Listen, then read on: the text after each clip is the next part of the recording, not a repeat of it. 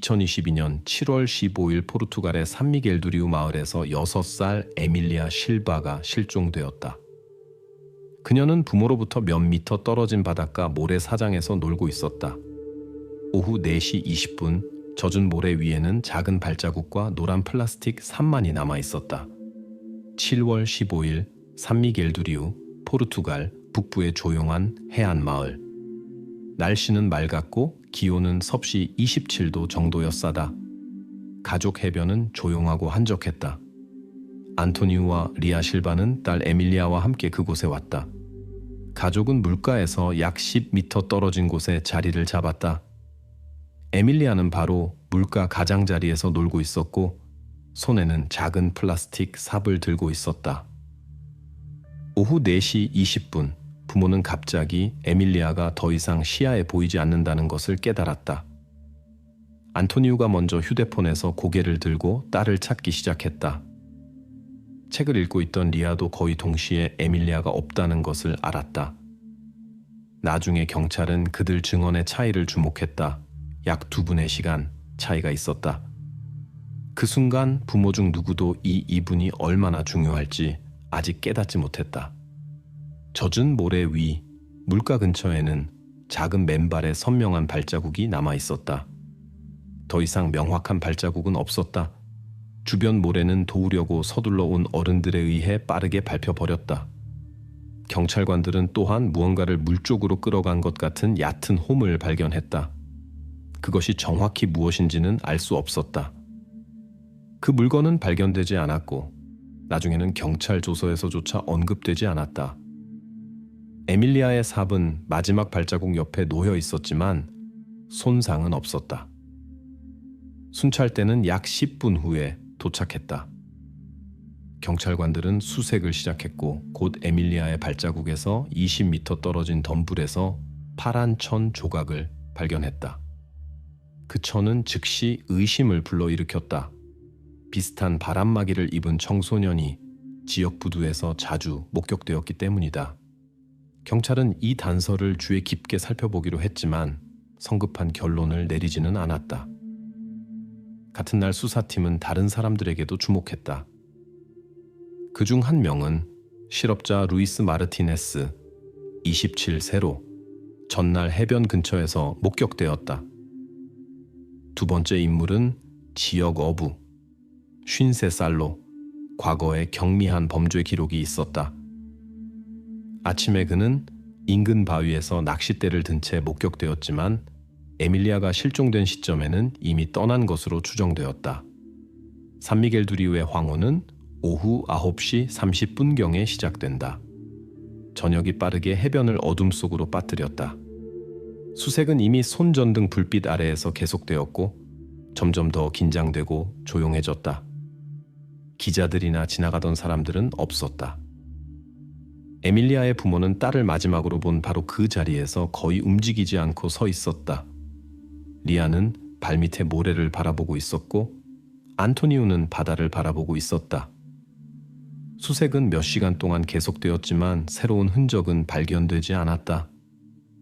그러다가 오후 11시 55분 바위를 조사하던 전문 다이버인 자원봉사자 한 명이 발견 소식을 전했다. 그는 에밀리아가 실종된 곳에서 약 400m 떨어진 벤타스 바위의 절벽에 서 있었다. 그곳에 특별한 장비 없이 도달하는 것은 거의 불가능하다. 자원봉사자는 바위 사이에서 어둠 속에서 즉시 완전히 확신을 가지고 인식할 수 없었던 물체를 발견했다. 정보는 즉시 경찰에 전달되었다. 발견에 대한 공식 확인은 아직 들어오지 않았다. 경찰관들은 이 순간 희망을 주는 것이 너무 위험하다고 판단하여 부모에게 이를 알리지 않기로 결정했다. 경찰관들은 벤타스 바위에 더 가까이 이동하여 영역 조사를 계속했고 외부인들로부터 발견 사실을 비밀로 유지하려고 노력했다. 해변에는 다시 경찰관들의 짧은 명령과 파도 소리만이 깨뜨리는 정적이 자리 잡았다. 에밀리아 실종 첫날이 긴장된 기다림 속에서 끝나가고 있었다.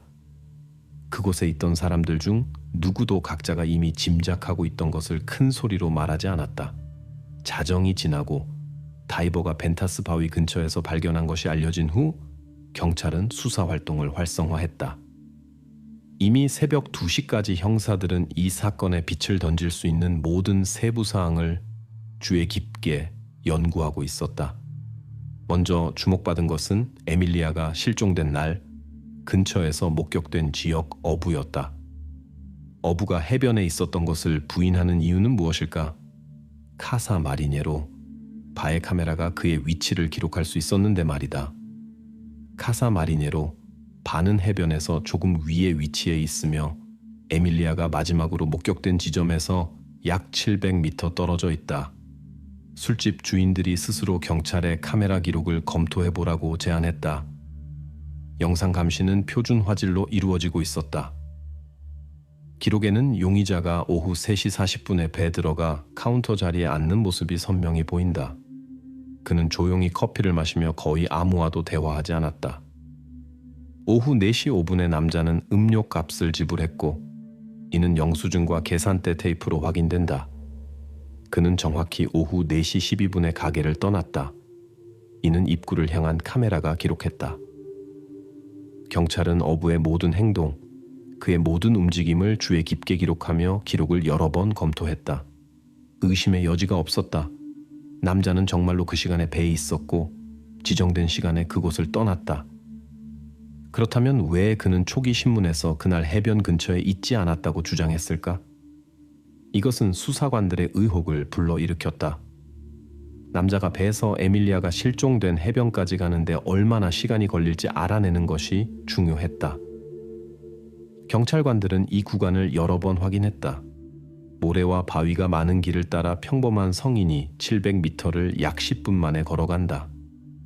어부는 오후 4시 12분에 발을 떠났고 에밀리아는 정확히 오후 4시 20분에 실종되었다. 간격은 단 8분이었다. 이것은 단 하나의 의미였다. 그가 아무리 서둘러도 물리적으로 사건 현장에 도착할 수 없었다. 계산은 명확했고 의심의 여지가 없었다. 이것은 어부에 대한 의혹을 크게 약화시켰지만 경찰은 그를 수사해서 완전히 제외시키는 것을 서두르지 않았다. 형사들은 근처 부두에 정박해 있던 용의자의 배를 추가로 검사하기로 했다.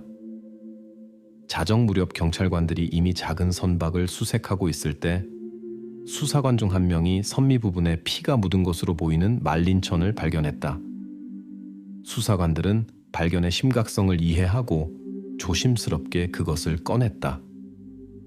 의혹을 즉시 배제하거나 확인하기 위해 현장에서 바로 신속 분석이 실시되었다. 결과는 예상외였다. 피는 대서양 농어, 이 지역의 일반적인 상어 어종에 속한 것이었다. 따라서 피가 묻은 천은 사건과 아무런 관련이 없었고 우연한 일치였다. 이 상황은 처음에는 매우 의심스러워 보였지만 남자에 대한 의혹을 완전히 없애버렸다. 주요 의혹이 무너졌음에도 불구하고 어부가 왜 해변에 있었던 것을 부인했는지에 대한 질문은 해결되지 않았다. 경찰은 또 다른 간단한 신문을 실시했고 그가 불필요한 관심을 끌까 봐 두려워했다는 것이 밝혀졌다. 남자는 이전에 이미 법적 문제가 있었고 불필요한 불편함을 피하기 위해 에밀리아가 실종된 날 자신의 존재를 숨기는 것을 선호했다. 한편 이미 새벽 2시 이후 기술 전문가들은 다이버가 벤타스 바위에서 한 발견 장소를 주의 깊게 조사하고 있었다. 거기서 큰 바위 중 하나의 타인의 지문이 선명히 발견되었다. 이것은 경찰의 의혹을 증가시켰지만 곧 전문가들은 이 지문들이 어부의 것이 전혀 아니라고 보고했다. 신원을 긴급히 확인해야 할 새로운 사람이 나타났다. 이것은 예상치 못한 문제가 되어 어부를 두 순위로 밀어냈다. 새벽 2시 40분에 경찰은 다이버가 발견한 물체가 실제로 에밀리아라는 것을 공식적으로 확인했다. 공식 발표는 간단했고 세부 사항은 공개되지 않았지만 바위 사이에서 정확히 무엇이 발견되었는지는 분명해졌다. 부모들에게는 조심스럽게 세부 사항 없이 이를 알렸다. 그들은 현장에 머물러 있으면서 수사에 간섭하지 않아야 했다. 해변에 다시 경찰관들의 목소리와 파도 소리만이 깨뜨리는 완전한 정적이 찾아왔다. 수사는 초기 단계에 있었지만 중요한 부분은 이미 지나갔다. 처음에 주요 용의자 중 한 명으로 보였던 어부는 이제 법 집행기관의 시야에서 완전히 벗어났다. 다음 날 아침 경찰은 남자를 가능한 범인 목록에서 완전히 제외시킬 준비를 했다. 바카메라 영상 확인, 계산서 문서, 배 검사 결과가 공식 수사 보고서에 기록되었다. 용의자 1번의 알리바이가 완전하고 무조건적으로 확인되었다. 이제 경찰의 주의는 새로운 흔적, 에밀리아가 발견된 장소 근처 바위에서 발견된 정체불명의 지문에 집중되었다.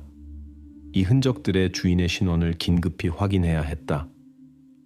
그것이 누구든 상관없이 바로 그가 수사의 다음 단계의 중심 대상이 되었다. 한편 이 방향의 작업과 병행하여 경찰은 루이스 마르티네스의 신원을 더 깊이 연구하기 시작했다. 처음에 근처에서 목격된 실업자는 이제 훨씬 더 심각한 관심을 끌었다. 경찰관들은 에밀리아가 실종된 날 그의 개인적 연결과 이동을 주의 깊게 연구하기로 했다. 첫 번째 용의자는 공식적으로 고려 대상에서 제외되었다. 이제 훨씬 더 복잡하고 세심한 수사의 다른 부분이 시작되었다.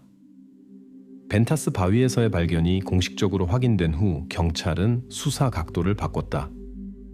이제 에밀리아의 부모인 안토니우와 리아 실바의 사생활 세부 사항이 특별한 관심을 끌었다.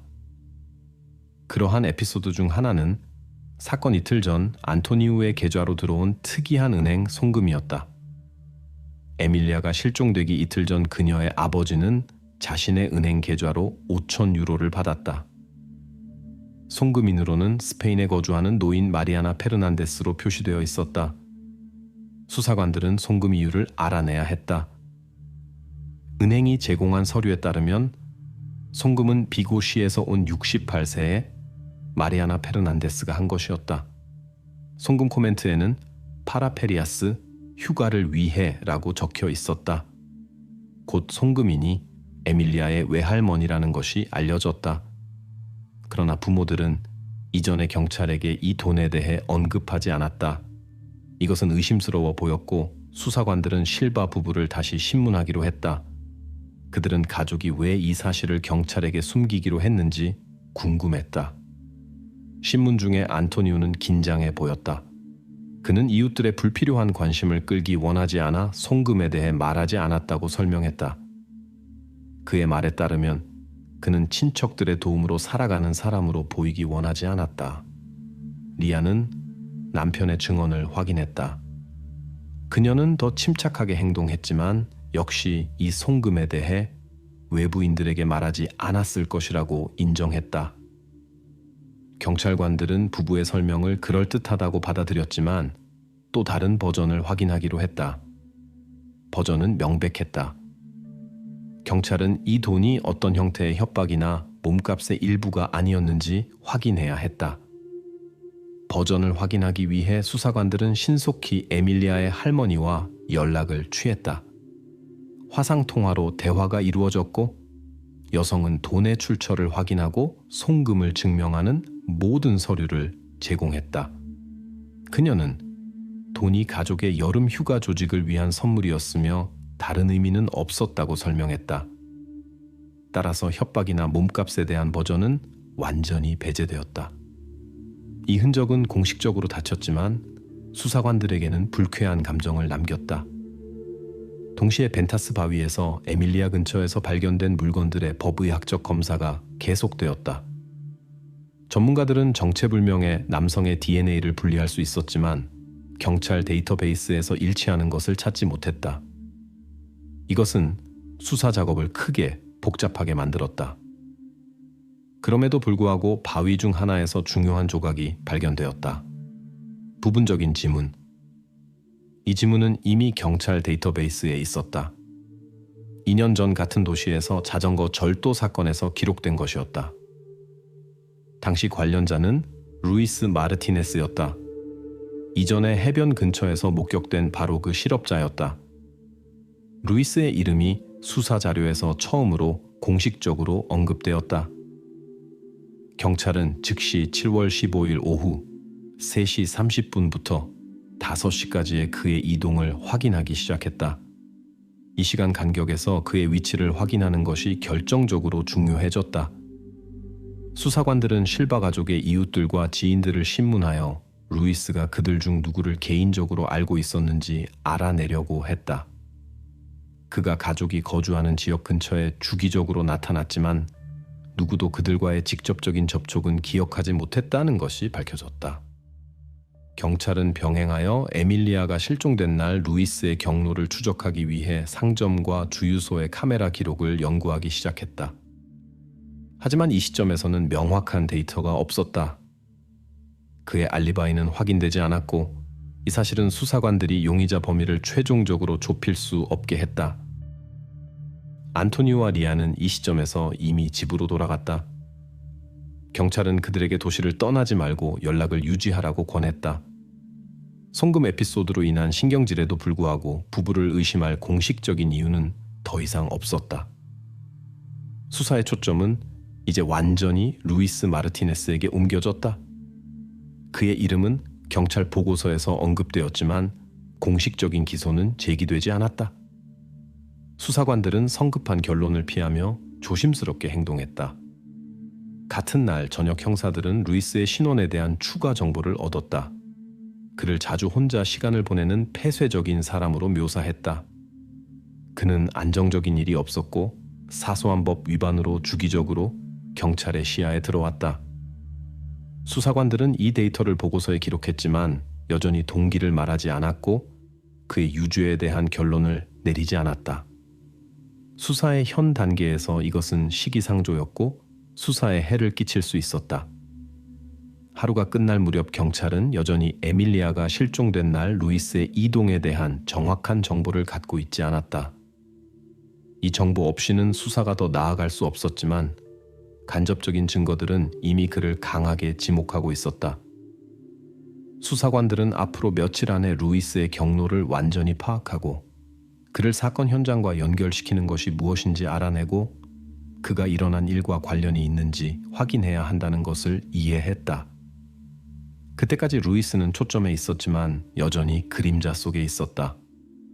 수사는 완전한 조용함과 신중함 속에서 계속되었다. 시간이 갈수록 상황은 복잡해졌고 불확실성이 커졌다. 경찰은 성급한 발표가 사건 해결에 방해가 될 수 있다는 것을 알고 있었기 때문에 모든 단계를 천천히 그리고 체계적으로 수행했다. 경찰이 금융 버전을 완전히 배제한 지 며칠 후 수사는 루이스 마르티네스의 신원을 중심으로 점점 더 좁혀졌다. 바로 이날 수사관들은 그에 대한 의혹을 크게 강화시키는 증거를 얻었다. 범행 도구로 인정된 바위에서 루이스 마르티네스의 지문이 선명히 나타났다. 수사관들이 이 사실을 그에게 제시했지만 루이스는 단호하게 나는 그날 해변에 있지 않았다고 주장했다. 같은 날 아침 경찰은 루이스의 이웃들을 다시 신문했다. 그들 중 한 명은 7월 15일 오후 3시경 루이스가 벤타스 바위로 직접 이어지는 길로 향하는 것을 보았다고 확인했다. 이웃은 자신의 말을 확신했지만 루이스가 평소처럼 행동했고 관심을 끌지 않았다고 언급했다. 이웃의 증언 후 수사관들은 루이스의 집을 수색할 허가를 얻었다. 그의 집을 수색하는 동안 몇 가지 이상한 기록이 있는 일기가 발견되었다. 해변에서 정기적으로 휴식을 취하는 가족들을 관찰한 메모들이었고 에밀리아라는 이름이 빨간색으로 깔끔하게 둘러싸여 있었다. 경찰은 루이스에게 이러한 기록의 의미에 대해 직접 질문했다. 그는 지루함 때문에 만든 단순한 관찰일 뿐이며 의심스러운 것은 없다고 주장했다. 수사관들은 이 주장에 동의하기를 서두르지 않았다. 경찰관들은 그의 이동에 대해 루이스를 다시 신문했다. 그는 때때로 혼자 바위 근처를 산책한다는 것을 부인하지 않았지만 에밀리아가 실종된 날 산책의 정확한 시간을 기억하지 못한다고 확신 있게 주장했다. 근처에 있는 바의 카메라는 이 길 부분을 촬영할 수 없었기 때문에 루이스의 이동에 대한 직접적인 증거는 없었다. 같은 날 경찰관들은 또 다른 거짓 흔적을 완전히 닫았다. 이전에 파란 바람막이를 소유했던 청소년 토마스 고메스가 다시 신문되었다. 그는 경찰에게 그 재킷을 봄에 잃어버렸고 오랫동안 보지 못했다고 설명했다. 토마스는 7월 15일 오후 4시에 어머니와 한 화상통화로 자신의 말을 확인했으며 이는 사건 현장에서 그의 존재를 완전히 배제했다. 수사관들은 파란 천 조각이 에밀리아의 실종과 관련이 없다고 확신했고 이 거짓 흔적을 최종적으로 닫았다. 그러나 몇 시간 후 루이스의 이웃이 다시 경찰에 연락했다. 그는 이전에 언급하지 않았던 또 다른 세부 사항을 기억했다. 같은 길로 루이스보다 조금 늦게 검은 후드를 입은 정체불명의 남자가 지나갔다는 것이다. 이 주장은 새로운 의혹의 물결을 일으켰고 경찰은 이 에피소드도 확인하기 시작했다. 수사관들은 빠르게 낯선 사람을 찾았다. 그는 실제로 그 시간에 길에 있었던 관광객 사진작가였다. 그는 기꺼이 경찰에게 7월 15일에 찍은 사진들을 보여주었다. 사진과 메타데이터를 통해 이것이 에밀리아의 실종과 전혀 관련이 없다는 것이 즉시 분명해졌다. 따라서 이 거짓 흔적도 공식적으로 닫혔다. 한편 주요 증거인 루이스의 일기는 경찰로 하여금 그의 성격과 행동을 더 철저히 연구하게 했다. 일기 페이지에는 가족들이 해변에서 시간을 보내는 방법에 대한 명확하고 거의 냉정한 설명이 있었다. 하지만 특히 세세한 기록들은 바로 에밀리아와 그녀의 부모에 관한 것들이었다. 일기에는 위협도 어떤 명백한 계획도 없었다. 단지 건조하고 정확한 정보 수집일 뿐이었지만 그러한 접근법은 수사관들을 불안하게 했다. 기록들은 루이스가 사건 훨씬 전부터 에밀리아와 그녀의 가족을 반복적이고 체계적으로 관찰했다는 것을 보여주었다. 동시에 루이스는 사건에 대한 완전한 무관함을 계속 주장했다. 그는 경찰에게 그날 벤타스 바위에 접근한 적이 없으며 그곳에서 발견된 바위에 자신의 지문을 남길 수 없었다고 확신했다. 법의학 전문가들은 바위를 다시 한번 연구했고 그것이 범죄를 저지르는 데 사용되었다는 것을 확인했다. 그 무게는 약 4kg이었다.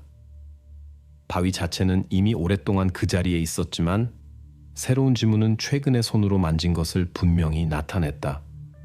경찰은 바위와 루이스의 연결을 확인하거나 배제하기 위해 추가 DNA 검사를 요청했다.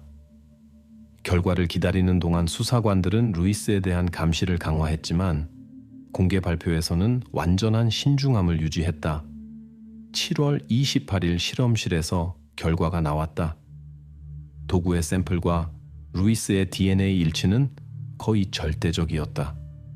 오류 확률은 1000만 분의 1 미만이었다. 이것은 수사에서 극히 중요한 전환점이었다. 이제부터 경찰은 루이스가 사건 현장에 있었다는 직접적인 증거를 가지고 있었고 그가 해변에 있지 않았다는 그의 주장은 최종적으로 반박되었다. 다른 사람들, 어부, 청소년, 사진작가와 관련된 모든 거짓 흔적들이 공식적으로 닫혔다. 수사의 초점은 이제 오직 루이스 마르티네스에게만 집중되었다. 경찰은 다음 중요한 단계, 용의자의 경로를 자세히 복원하고 그의 동기를 알아내는 것에 착수했다. 루이스는 수사가 이제 명확한 질문과 구체적인 증거를 가지고 있는 유일한 사람이었다. 이 시점에서 더 이상 외부인은 언급되지 않았고 수사의 모든 힘은 비극의 날 그의 행동의 완전한 그림을 확립하는 데 집중되었다. 앞으로 며칠은 왜 이런 일이 일어났는지 그리고 루이스의 동기가 무엇인지 이해하는 데 핵심이 될 것이었다. 7개월간의 수사, 수십 개의 문서 분석, 수백 개의 세부사항 연구 후 에밀리아 실바 실종 사건에 대한 재판이 최종 지점에 도달했다. 판사가 사건의 핵심 순간들을 발표할 때 법정에는 절대적인 정적이 흘렀다. 루이스 마르티네스는 방탄 유리 뒤 특별 구역에 앉아 앞바닥을 바라보며 유일한 사람이었다. 법정은 반박할 수 없는 증거들을 제시했다. 루이스의 휴대폰이 기지국에서 활동한 것을 통해 얻은 GPS 추적 데이터.